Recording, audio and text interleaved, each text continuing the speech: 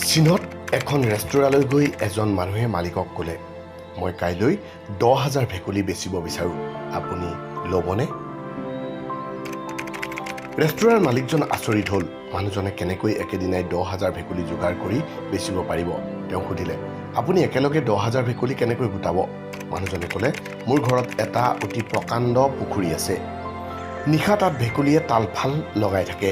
সিহঁতৰ চিঞৰত মই নিশা অকণো ভালকৈ শুব নোৱাৰোঁ।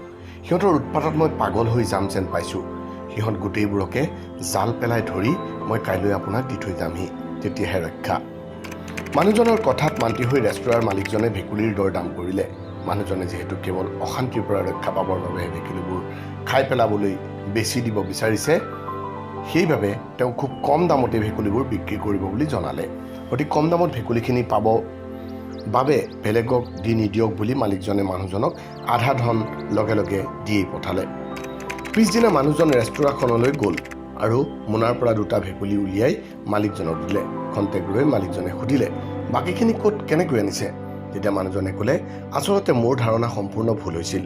পুখুৰীটোত কেৱল এই 2টাহে ভেকুলী আছিল, কিন্তু সিহঁতে ইমানেই তালফাল লগাই থাকিছিল যে মই অসংখ্য ভেকুলী আছে বুলি ভাবি লৈছিলোঁ। কিন্তু অকল এই 2টাই ইমান চিঞৰ বাখৰ কৰি মোক অতিষ্ঠ কৰি তুলিছিল।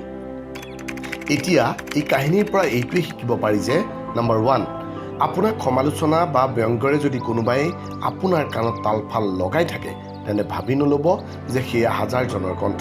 সেয়া কেৱল এমুঠিমান ভেকুলীৰ তুচ্ছ আতাহে হ'ব পাৰে। নম্বৰ 2, যিজনে লেনদেন বা কামত আগবঢ়াৰ আগতে ধাৰণাৰ পৰিৱৰ্তে সঠিক পৰ্যবেক্ষণ বা পৰীক্ষণৰ জৰিয়তেহে আগবাঢ়িব লাগে।